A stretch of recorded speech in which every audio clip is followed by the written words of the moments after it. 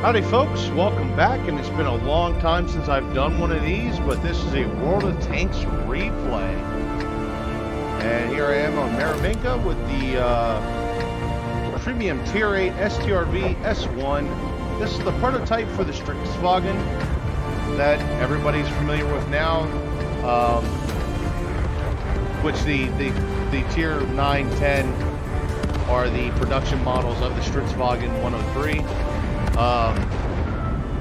So this is a premium Tier 8 tank destroyer. It's got a very good camo factor, very steep slope armor, so it takes a 91mm gun to overmatch the armor on the front of this vehicle. Very high camo factor. However, there's some downsides to this vehicle. One of them being you need to, essentially for any type of real serious gun handling and combat, you have to be in siege mode, which takes a moment to get into siege mode. So there's a blind shot. I actually meant that for the Super Pershing, but I actually ended up hitting the Chrysler K that I couldn't see apparently alongside it. But so right now I'm just in a sniper position and I'm just looking for targets. This is one of the most important parts of Maravinka, is the shots that you get off at the very beginning of the match along this row. And then obviously the hill fight is always important. But basically as a TD, this is what you want to do. You want to get in a spot quickly. You want to get your gun down range and you want to get aiming. Now this game, I'm going to admit, it's not going to be anything super special. The only thing I want to point out though is this is actually my first game of World of Tanks in over a year. So it's been a very long time since I played any World of Tanks. Alright, so the boulder in front of me is blocking me, but also there in that corner there's a hill, which is also blocking me. Now another thing I want to talk about with this vehicle, obviously it's a Tier 8 Premium. So it's got really good credit making potential, excellent crew trainer for the Swedish TD line, especially the higher tier lines. And one of the things I want to point out with this line is it has a 105mm gun that's extremely accurate, has a fairly decent reload, but not really the best. But what really makes this gun shine is actually the penetration. This thing has the equivalent of like a Tier 10 for penetration. It will penetrate just about anything without loading APCR. However, when you start facing against some Tier 10s, there's a couple tough nuts to crack, so I do have a couple rounds of APCR. I also have some high explosive in case I need that quick cap reset. So right now I'm just kind of waiting for some spotting here. I'm not really getting any spotting. Now the nice thing too is when in siege mode I can traverse left and right and not lose my binocs or camo netting bonuses. Alright, so I'm going to start making my way around. I want to kind of pull away from the line a little bit. I'm going to set up siege mode here. And I'm actually kind of hoping that AMX 12T at this point makes a new appearance. Which, there we go, we got another S1 here. Enemy S1, put a round into a side.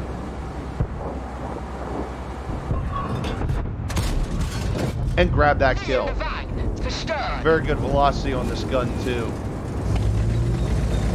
Now I'm going to aim over there, but I know as a fact even before I aim over there that I do not have a shot over there.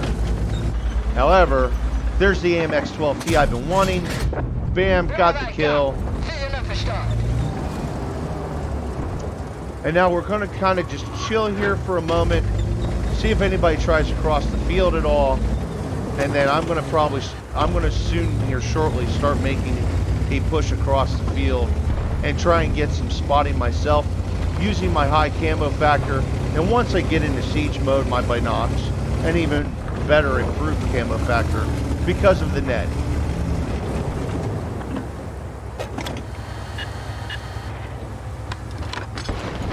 Now, admittedly speaking, when it comes to the Tier 8 tank destroyers, in the sense of what a tank destroyer really is, even though this is truly a main battle tank, I feel this is one of the best tank destroyers you can get.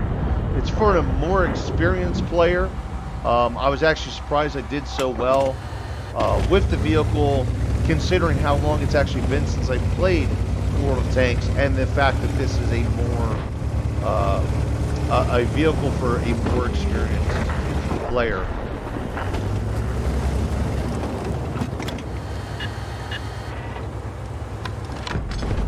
There we go. We got the Binocs in, got some spotting. There's the Pershing, and a round right into his engine deck. Unfortunately, no damage to his engine, but quite a bit of spotting damage there. And teammates got the kill. I'm going to look over here, see if I can't shoot this target over here. I don't seem to have a sight on it.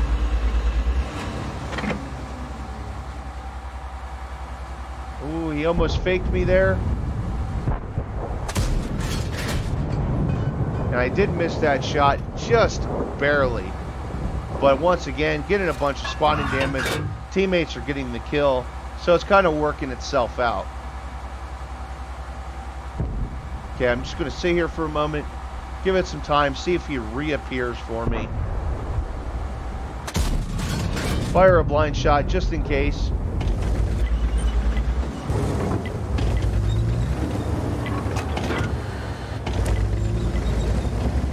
Now another feature I like about this tank is it can drive forward as fast as it can backwards, or backwards as fast as it can forward. Doesn't really matter. But basically once you kick it out of siege mode, you can really run with this vehicle. And I do like the fact that I can kick it in reverse and drive as fast in reverse as I can forward.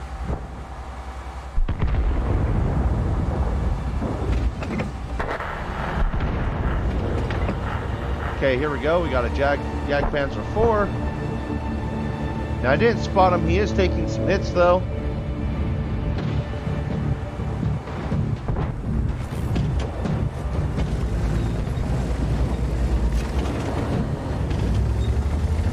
Now somehow I actually got some spotting on the Chrysler K there.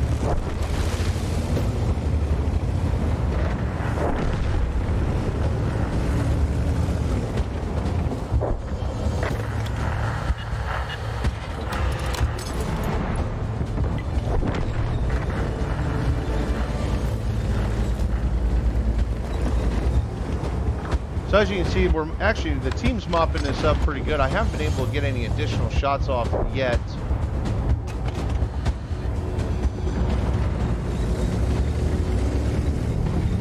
See, there you go. There's that reverse driving. Okay, now I've actually been spotted. Luckily, I do have the 6th sense on this vehicle. I'm going to actually pull away, get back behind this hill, and I'm going to try to reapproach.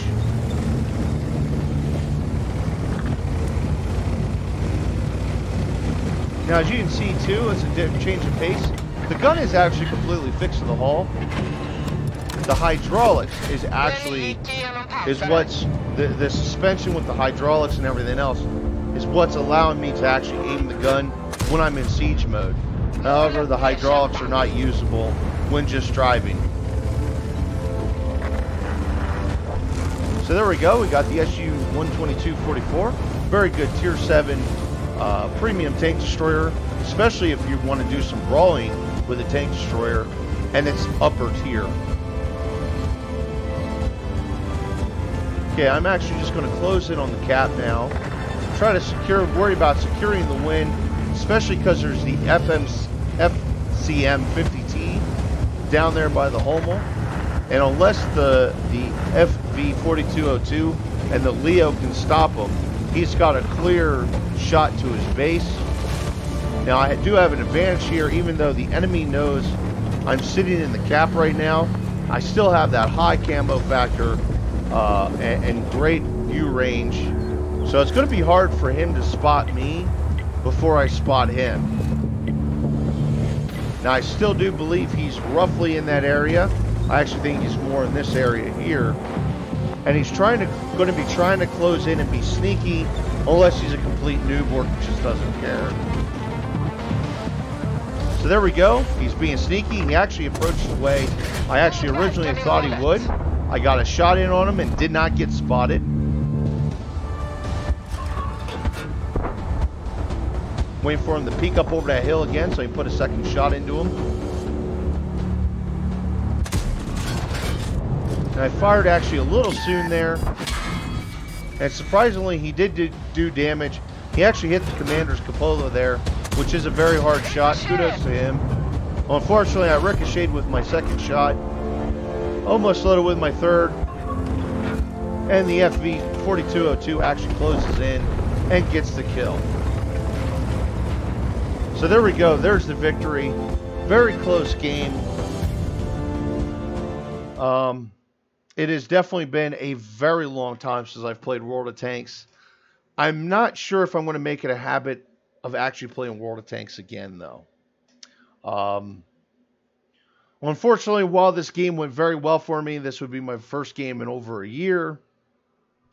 The following games were the typical old type of games that we have, especially where just a bit ago I just played the M6 Mutant, and yeah, 5,000 damage, 5,000 blocked, and still managed to lose a game. So kind of brought back memories of how I felt about World of Tanks when I walked away from it. Anyway, 2,843 damage with 1,371 spotted, destroyed 3 vehicles. Like I said, nothing special, especially for the S1. This is easily a vehicle where you should be averaging 3,000 plus damage because it's just that good, especially on the right maps. This is one of those right maps. And as you can see, I would be the top player overall, even though the FCM 50 ton would actually get slightly more damage than I would. He would still lose out on the XP, and even the FV-4202 had an XP edge over the FCM. In any case, I felt it was a decent game, especially a good game to come back to. It kind of made me feel good to play World of Tanks again, especially on this new computer I have where I can really make the graphics and the sounds and everything, make it shine. But in all honesty, like I said, just there were some old memories and games that would follow up. Anyway, folks, that is the Strv S1 Tier 8 Premium Tank Destroyer. Hopefully you guys enjoyed the video. Thank you very much for watching, and I hope to see you if I do another video anytime soon.